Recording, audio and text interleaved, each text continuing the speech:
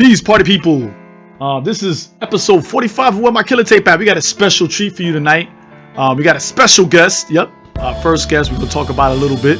And we're going to be doing a spoiler-filled review of Iron Fist Season 2 on Netflix. Check it out.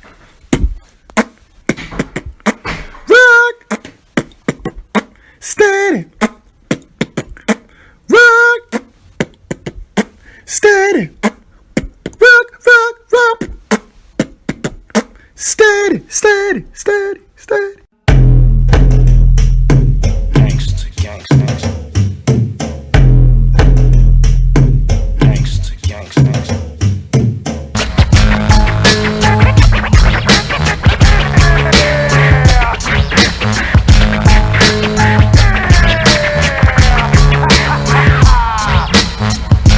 As for you profess it, make sure the science is applied. But then who, what, where, when? Sometimes I pull up, hop out, air out, made it look sexy. They won't take me out my element. Nah, take me out my element. Episode 45 of Where My Killer Tape At. Once again, we are sipping on Wild Ohio Brewing's Black Cherry Bourbon Barrel tea beer. I'm loving it. Shout out to PJ because she hit me to this a couple weeks ago and we had it and I used it on my podcast. I'm doing it again for this interview that y'all about to witness. Word is one of some good stuff, man. Shout out to my peoples in Ohio. Wild Ohio Brewing, what up?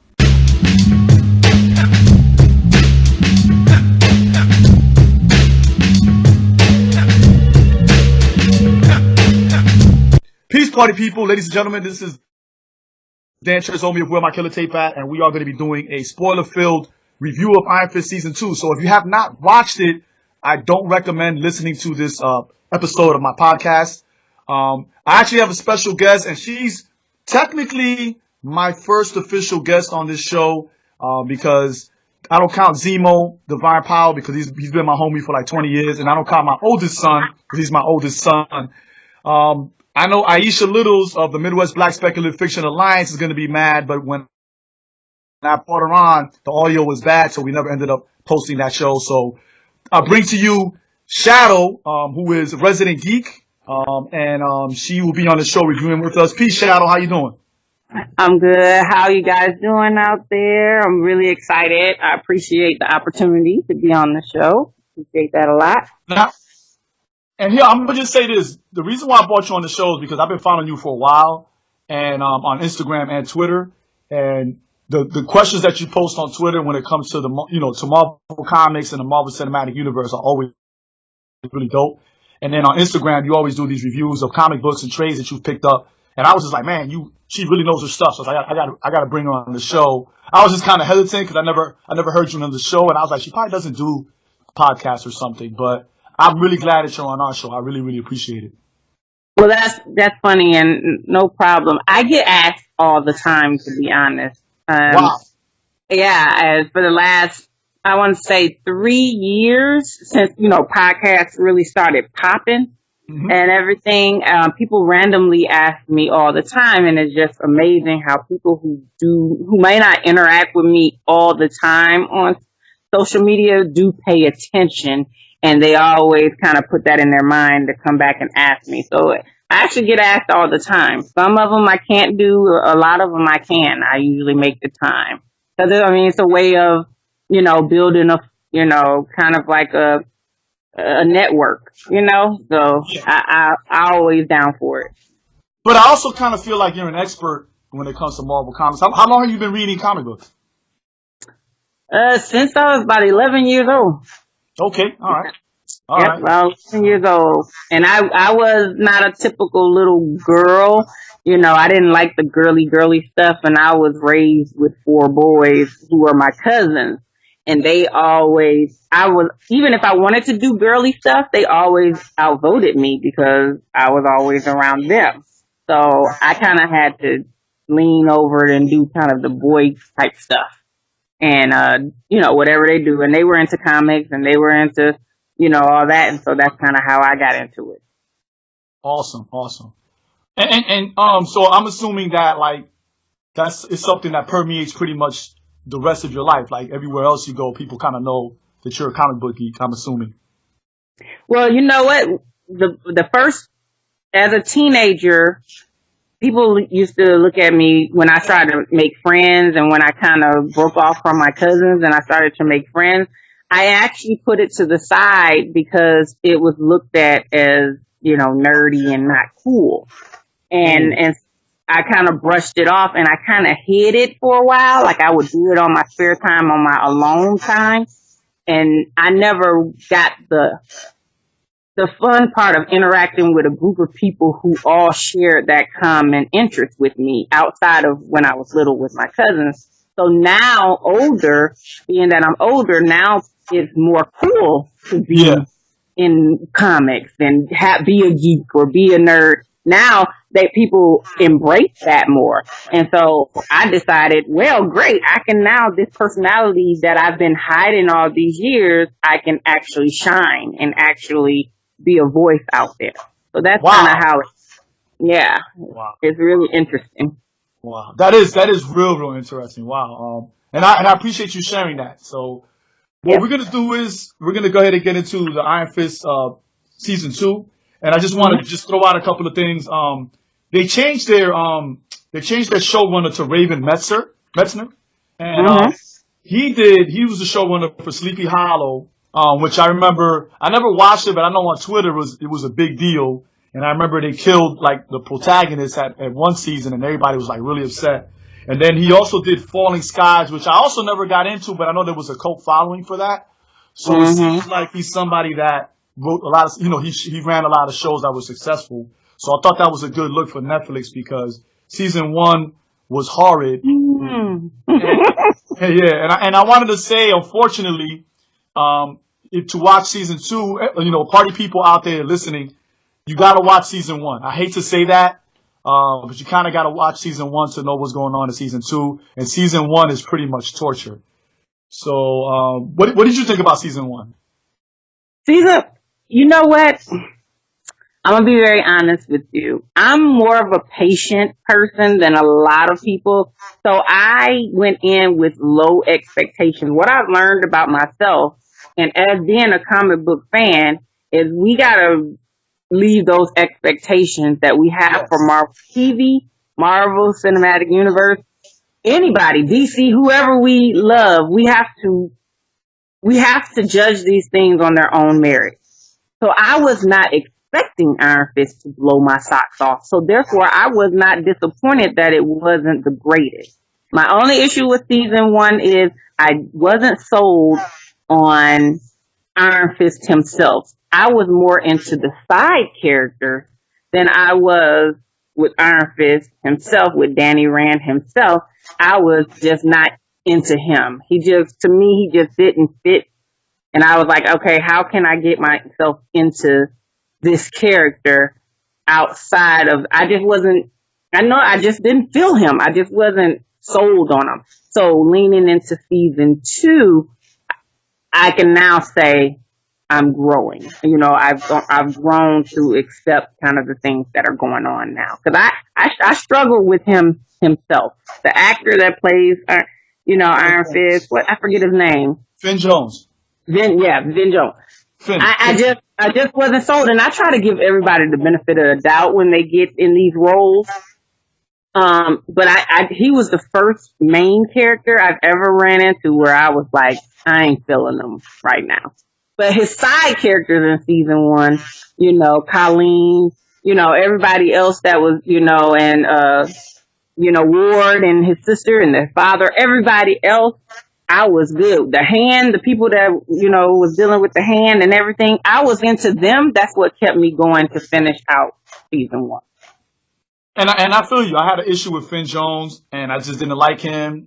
Everything from his choreography to his acting. And I'm like you. In a lot of the Netflix series, I really love the side characters. Like for example, in Luke Cage, I really like, Mariah. I really love her character. So, and I love Misty Knight. Like, I just love her, and I love that she's in season 2 of Iron Fist, which now we're going to get into. What is the good from Iron Fist season 2? What was the good? Okay, so in And my thing is the choreography was so much better Yes. in season 2. Oh my God, it was just a breath of fresh air. Nothing looked weird. It didn't look like it was forced or they weren't into it. And like, it was almost more synchronized this time than in season 1. Like, I was so happy that the choreography and the fight scene were more up to par. It looked like kung fu. It looked like it was a martial art. It didn't look like it was just, a bunch of people moving their arms and legs around like in season 1. And so that was the very first thing I noticed. The other good that I came out was the acting for Finn Jones. To me, was a little bit better. His acting to me kind of, stepped up a notch. It didn't go, from 0 to 100, but you can just tell that they pay attention to fans. They obviously pay attention to what we say, because you could just tell that it just seemed to me that he's more involved in the character now, and he sold me a little bit better. So those were the things. No, well, I agree about the part that they were listening to the audience. I really, because I noticed that Finn Jones took a back burner in a lot of the episodes. Like you didn't see him often. Like in the middle 6 episodes, it was just Connie Wing and Misty Knight. And so those middle 6 episodes is that's really what sold me. That was the stake of the show. Like that kept me watching it, because I quite honestly, I just don't like Finn Jones. He did better. He did good in Luke Cage in that one episode, but I just don't like him at all. But really, Misty Knight and Connie Wing together, oh my God, that sold it for me. I was just like, oh, I'm in this. And it lasted 6 episodes. It was just them, and I was like, oh, I love this so much. But you're right, the choreography got better. You were right, because if you notice in season 1, there was a lot of fight scenes that were filmed in the dark. I guess to cover up that he wasn't really up to par. But this time there were a lot that were there. The lighting was better. The fighting was better when it was against one person against a bunch of groups. He did a better use of his fist. But I agree, the choreography was much better. Anything else you saw that was good?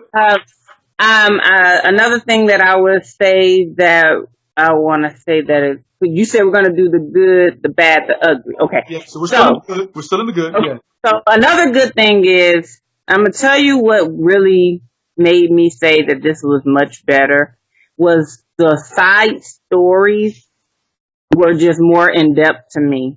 When it comes to Mary Walker, oh my God. Yes. She had me.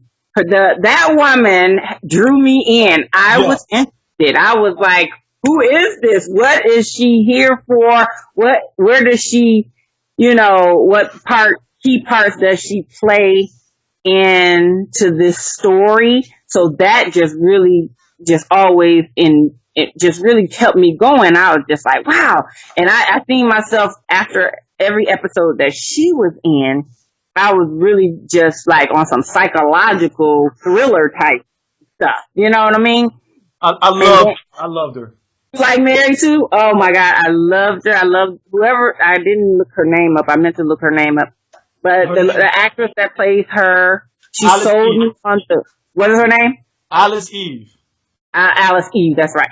Yeah. She sold me on that multiple personality type thing. It's, you know how, in the movie, how, Ed Norton played the hell out of that character in, What's the name of that movie? Yeah, it was it's in that series that, whatchamacallit is doing, M. Night Shyamalan. yeah.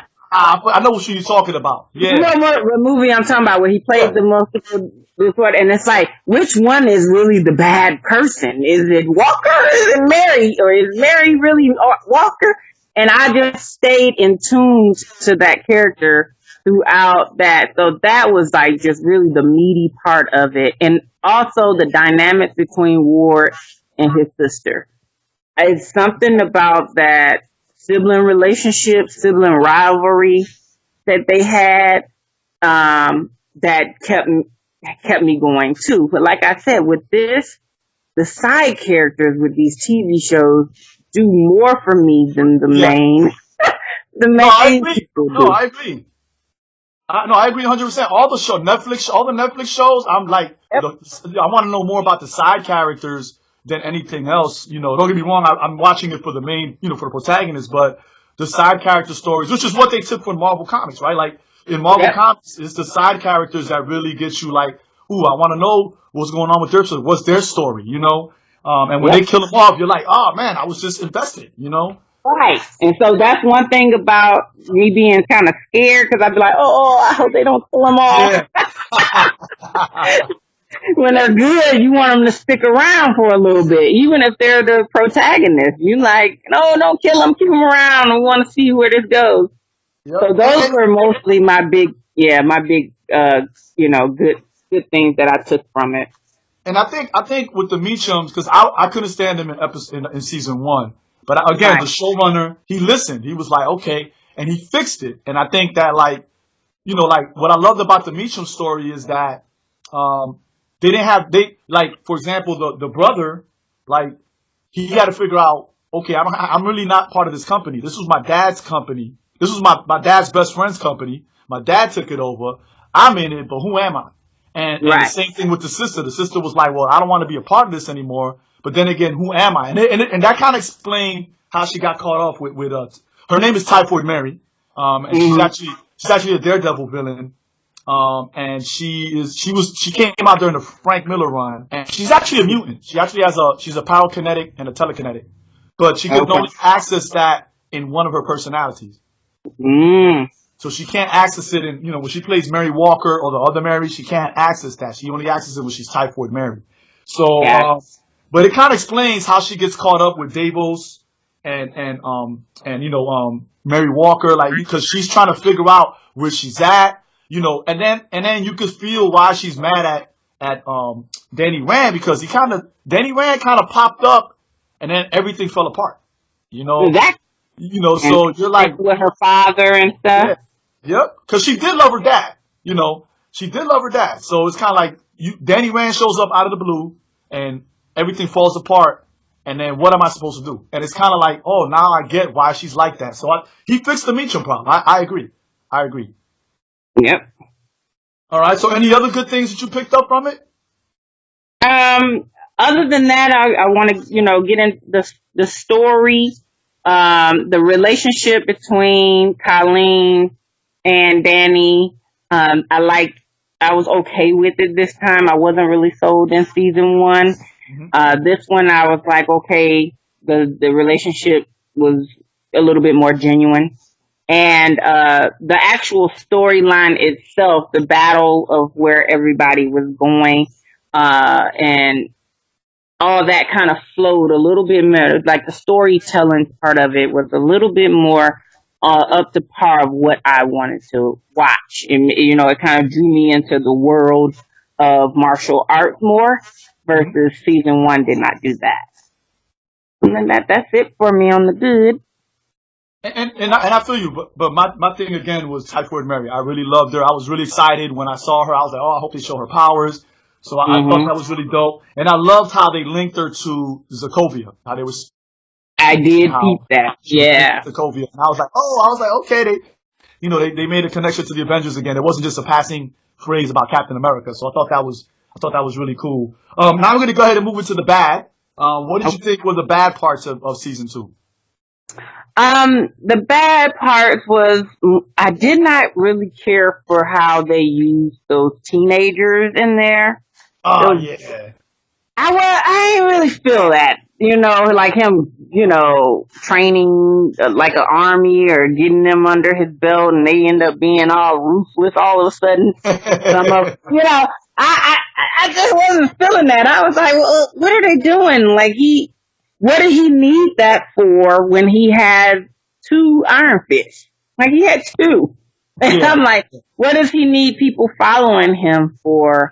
And why did you decide to get, a bunch of teenagers that's already got some other issues going on to be, part of your little crew, and then to see some teenagers getting killed or young guys getting killed like that. I just wasn't really feeling that part.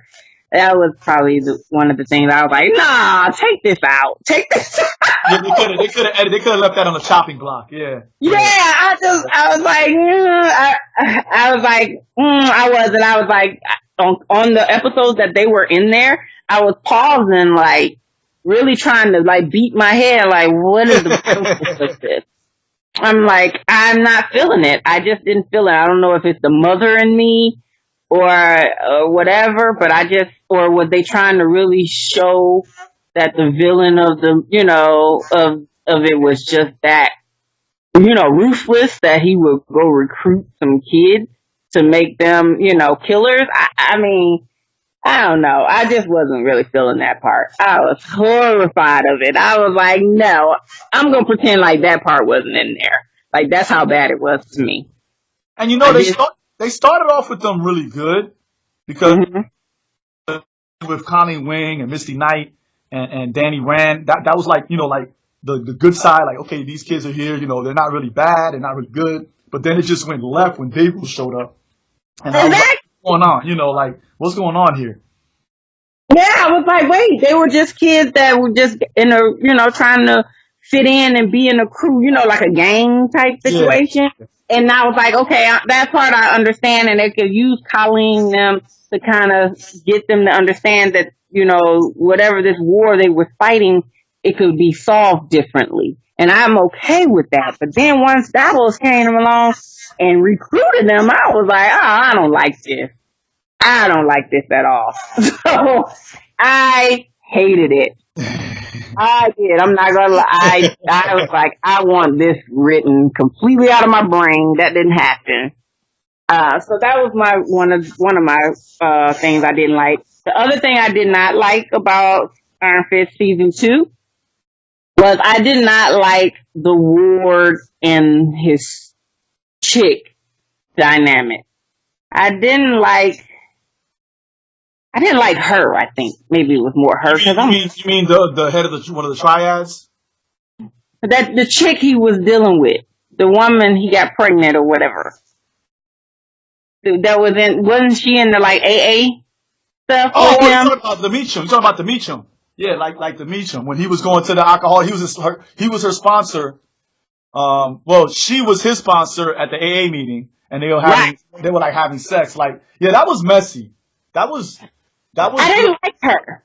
Yeah, that was real messy. Like that was real messy. And I was like, why is this in here? Like. Yeah, it's like that side, story that just really threw me off because I was like, okay, you're sleeping with him, and then when he calls you to help out when Danny got hurt, and then it's like she didn't, like, no empathy there. Like most people who serve the human, species, if you're an anesthesiologist or something she said, and you're a nurse or you're in that field, you're supposed to be empathetic when you help someone. And she just seemed like she just did it because she was there, but then she turned around and looked at him and say, don't call me if this ever happens again. I was like, oh, you a bitch. Yeah. But I didn't like her. I did not like her at all. So I just hated those two circumstances in the whole show. I didn't like it at all. I think my only two I can think of. While you talk, I probably think of another one. But I think those are the two things that I was like, nah, I don't like it. Well, my thing is, my first issue was, and I like Davos in season 1. I think Davos was somebody that, he's played by Sacha Dhawan. But he's probably one of the few things I liked about season 1. But what I liked about season 2 is that they kind of like brought it in good, like how he was connected to Danny Rand and what happened there. But then it took like a complete left. And I know in the comic book he's like that evil, like he's that evil, but in the comic book, it's a different story about what happened to him. But I just kind of feel like he went from this guy that saw Danny Rand and his brother, and then now he became like, I hate you, and I'm just going to kill everybody I see. And it's like, I understand that he he felt like he needed the Iron Fist, like he deserved it, and he felt like Danny Rand was too weak. I got that in season 1, but where was the switch where he went from, you're my brother to I'm completely evil and I'm gonna raise Hitler Youth? Like they don't really show that switch, and that's one of the issues that I had with the writing. Like, where did he go from this? Like maybe they could have developed that and put that in season 3. It goes back to one of those things where the Marvel Cinematic Universe, the Netflix universe, they don't really know how to create villains. So that was the first bad thing that I had, that issue that I had with. And then I wanted Luke Cage to show up at least once, because Danny Rand showed up in Luke Cage, and it was kind of like trying to throw in that Power Man and Iron Fist little plot line there. So I didn't see it. So I was kind of mad about that. And I do wish, I know I'm nitpicking, I do wish that they could have had Typhoid Mary use her full powers. Like that would have been so dope to me, But I know she's I know she's mutant. They can't bring them in. So, right. Maybe they'll use her for the next one. You're right. And also what I didn't like is, while I loved how they involved the triads, they didn't really show, like, I know they were initially kind of introduced in season 1. We saw a little bit of them in Defenders, but I wish they had fleshed them out a little bit more instead of the little gang of Hitler Youth. Like they could have like really fleshed them out, and you got to meet more of them and how they're involved with, things that are going around in Chinatown. Mm-hmm. I want to say, as far as the writing go, I can say I do agree where I did not understand that switch with Davos. Mm-hmm. The other thing is, how did you feel about Colleen getting getting the Iron Fist herself?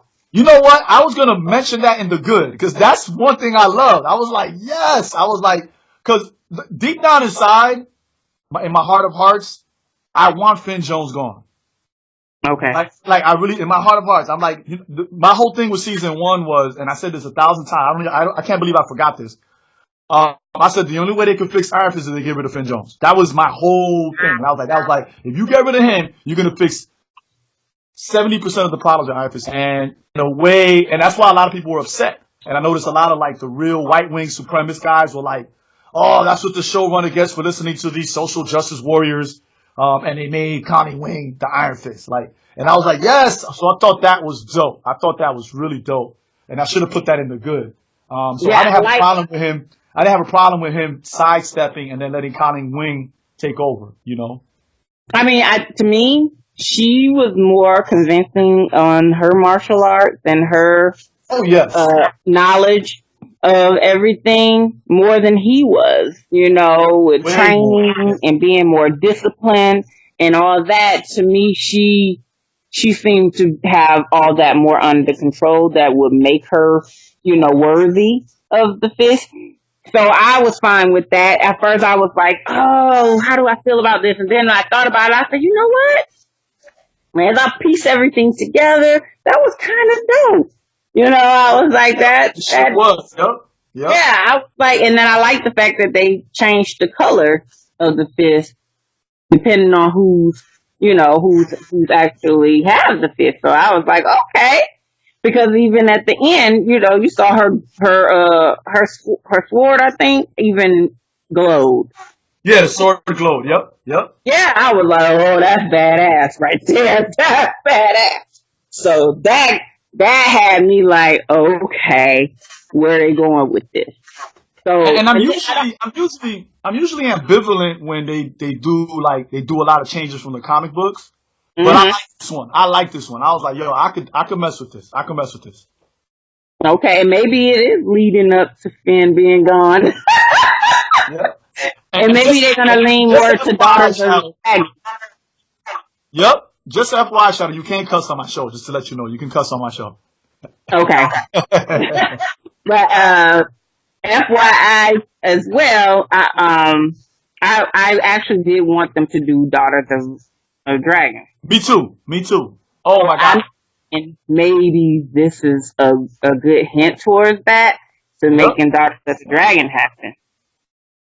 And they need to keep those tattoo girls. I mentioned this. I like those. I love them. Oh my God. I love them. I love them. I was like, wait. I was like, who are they? You know, I was like, oh my God. I like their look. I like, you know what I'm saying? I like, you know, how they integrated them into the story. But I really love their look and you know, their choreography with their fight scenes and everything too. And I was like, this is badass. Keep them. So they were better than those teenagers. Way better. Way better. Yo. Oh, that annoyed me. How did you feel about Diaz killing the old man? That pissed me off. Diaz killing the old man. Like when they killed the restaurant owner. Yeah. Yeah, and that's again, it's like what you were saying. Like these kids was like, that was just completely uncalled for. Like that whole scene, all of that was like they could have left that on the cutting block. They could have left all of that on the cutting block because it just was like, why are we doing this? Like why is this here? Like Davis is the villain. That's all we need. We just need him as the villain. You know, why are we dragging them into this? And it's kind of like it was not needed. And you're right. It was. I know it's a martial arts story, but it went over. It was over the top. Yes, it's like I guess they were trying so hard to establish him as being such a big threat. I don't care if you're not on my side, dude, then you're gonna die. But I just felt like that was really unnecessary, uncalled for. Or they trying to get that darkness. So we need more death.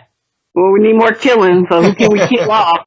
You know, and they just did too much. It has to make sense. And that just did not make sense to me. So that put a bad taste in my mouth with sometimes how Marvel just tries to overdo it, especially on the TV end with, you know, the villains. We have some good ones. We have some good villains in the TV world. But sometimes they just don't know how to just tell the story. The villain is there to service the story that you're telling. Exactly. You don't need to overdo it. You know, and try to convince us that he's evil. Because the best villains are ones that think they're right, you know? Or they think they're doing for the right. So it don't always have to be that they're killing purposely. They could just kill because they feel like it serves the purpose of their goal. And that, to me, he said, I want to be neutral. I don't want to be a part of this. And you gonna kill him because he said that? Yeah. Oh, I was like, that's stupid. I didn't like that. I was like, yeah, they could have kept that off of there. So anything else you saw that was bad before we move on to the ugly? No, that's it. So while we get to the ugly, do you want to go first? You want me to go first, or? You can go first. I'm trying to mentally break down what I want to put in the ugly. I know, I've always been a fan of Iron Fist. I've been a fan of Iron Fist since the 80s.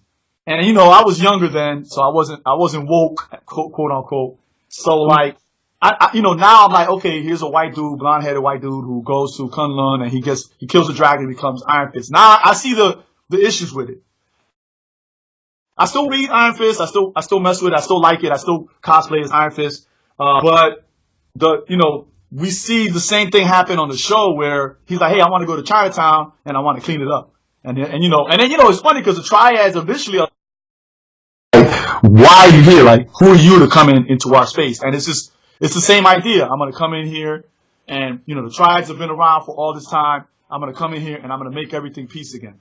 You know, and it's kind of like, that to me is real ugly. You know, and I guess the only way they would have fixed it if they had initially stuck with Louis Tan in season 1 to be Iron Fist instead of picking Finn Jones. So that really like bugs me. And I know I'm being a hypocrite because, like I said, I've been reading. But that's something that I find to be real ugly.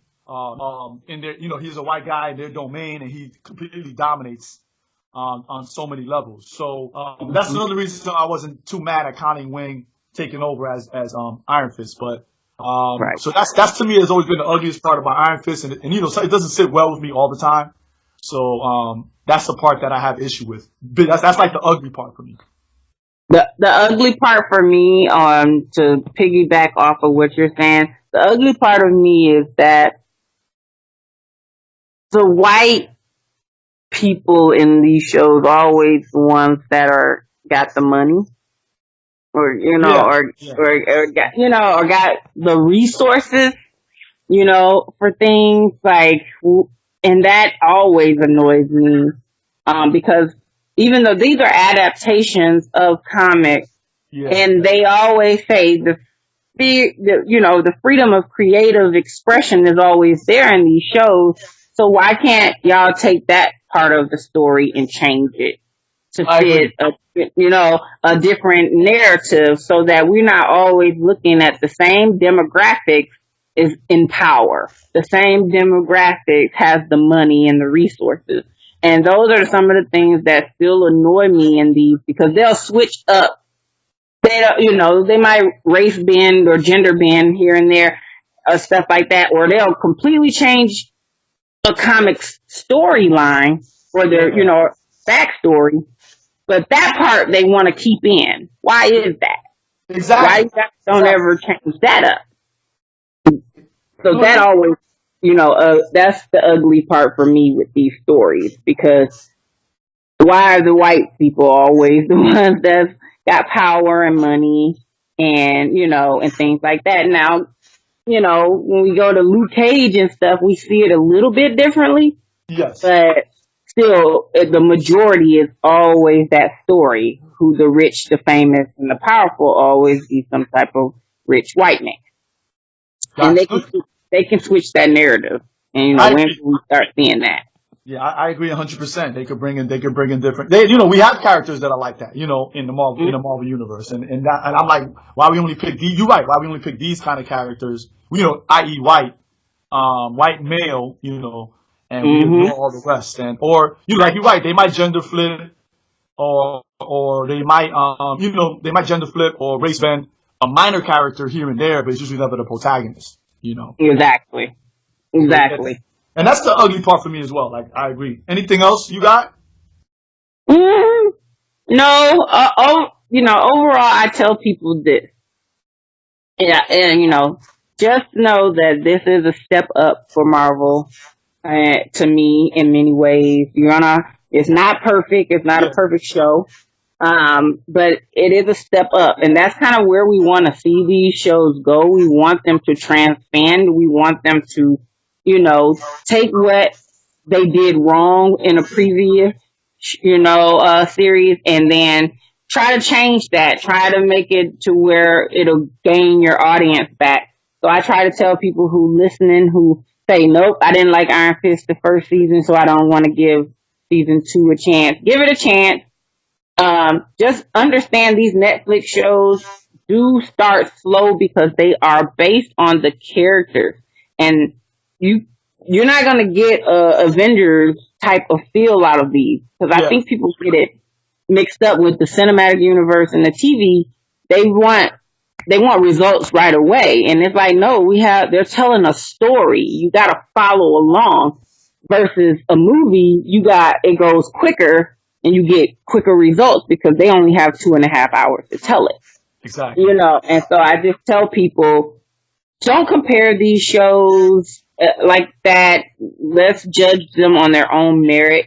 If you still don't like it, take your biases out of it and your high expectations out of it, and you will be less disappointed when it don't deliver. I mean, it's okay to have, theories. That's the fun part about being a fan of these comics and all that, to see where these directors and where these producers, where do they take from the source material? Are they going to adapt it? Are they going to change it? How can this fit? And I like the theory part of it, but I don't marry myself to them, so that if I'll be disappointed if they don't end up doing it. You know what I mean? No, I agree. I agree with everything you said. I think it's great to watch where a lot of these writers and the directors and showrunners take these stories. Why they make these changes, how they move this, why they're doing this storyline versus this other storyline. And I love that they really pull from the source material. The geek in me enjoys that. And you're right. The Netflix stories and the Marvel Cinematic Universe, they're two different beasts. And Yes. it's a slow burn. But that's why we like the comic books. We like the comic books because that's a medium that you had to wait a month for one episode. Like you had to wait a whole month for 22 pages, and when that was done, you had to wait another month. And so we're kind of like used to that kind of, even though it's not really a slow pace, it's dropping the whole season, but it's still, you got to go through, you got to watch all the episodes and you have to pay attention, to really get the story. So I agree 100%, 100% with you on all of that. And so, and I'm like you, I'll tell somebody it's not perfect, but you should watch it. Right. And a lot of people say, oh, no, Shadow, you just like Marvel and all. No, I don't love everything Marvel do.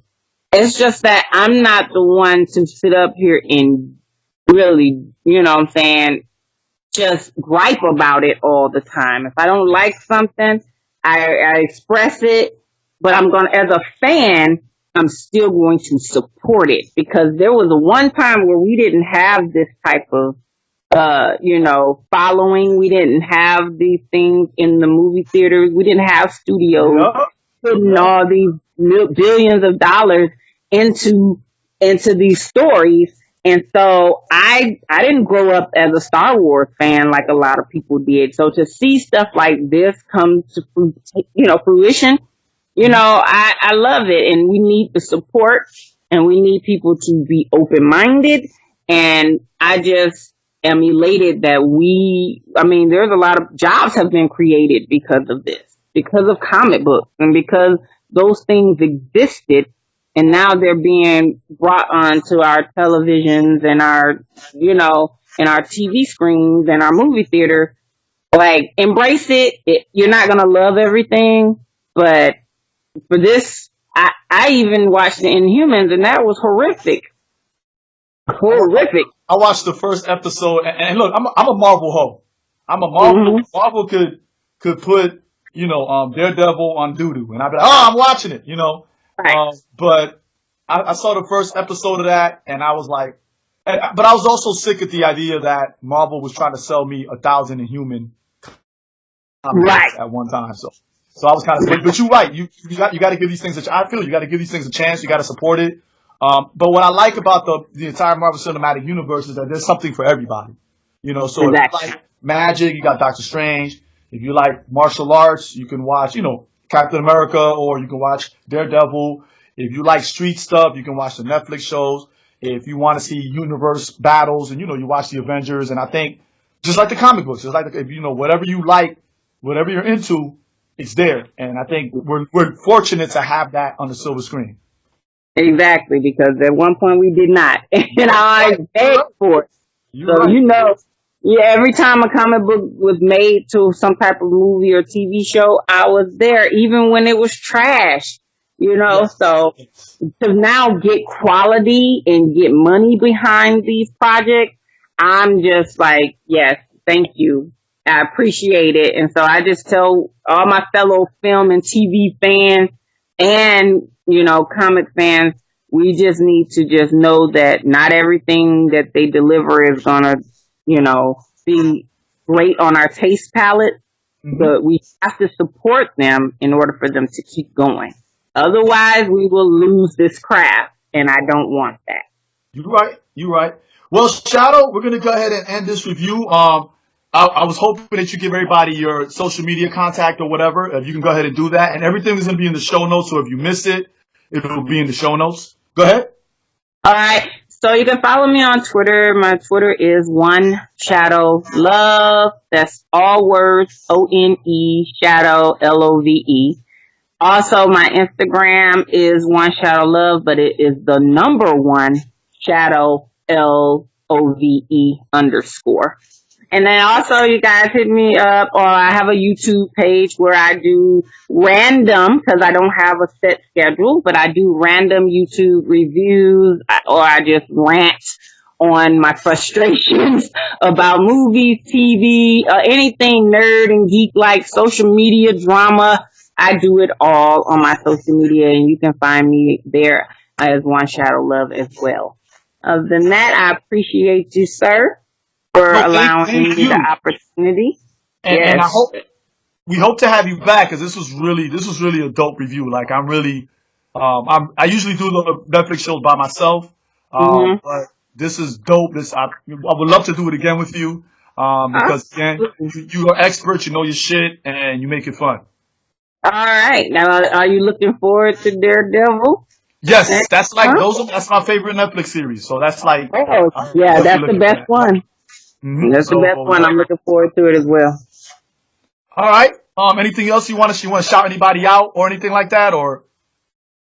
No, just know that, I'll be when you post the link, let me know. I'll be definitely sharing it on my social media and, so I could put you on to some other people that like to listen to these type of things. And, it's all about networking. So that's about it. Yes, ma'am.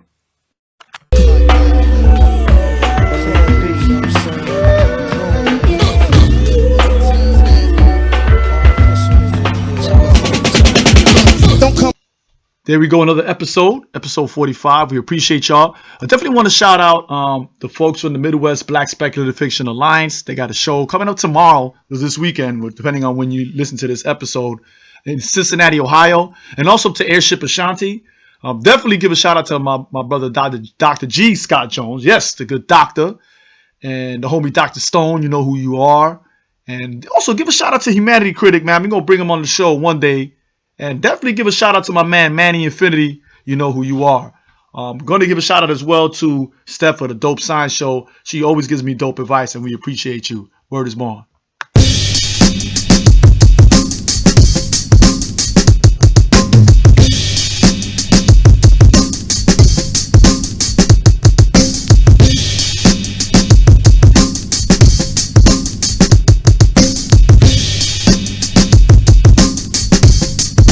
And there you have it, party people, episode 45. Finally, right? Season 3, we get our first guest. Shout out to my man, Zemo, Divine Styler, and my oldest son, B-Boy Sabi. I know that y'all been on the show, but technically y'all not guests. Y'all kind of like honorary co-hosts of the show. So definitely shout out to Shadow for that. And but anyway, we're going to put all her information in the show notes so you can see it. I am available for booking if you want to do workshops on capoeira and b-boying. If you want me to come in and do a workshop on intersectionality, social justice, black male feminism, hip-hop culture, let me know. I'm your guy. You can do that. I'm going to put all my information in there. And you could definitely hit me on the Twitters at DanTresOMi, DanTresOMi, and also at Omi's Podcast, OMIS Podcast, word is born, OMIS Podcast. You can definitely check me out there. You'll see me all over the place. And thank y'all for listening. Word is born. Peace.